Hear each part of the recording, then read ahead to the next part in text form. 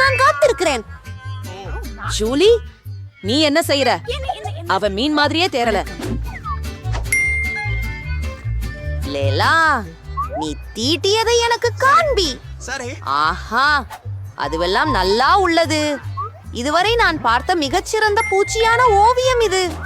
சுசி, நீதான் முயற்சிக்கவே இல்லை.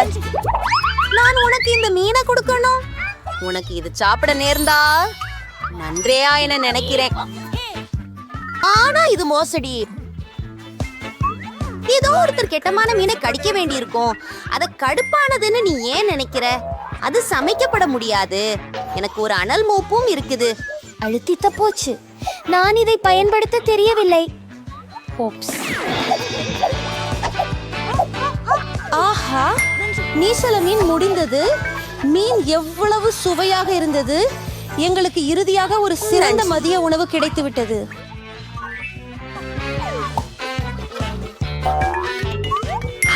ருசி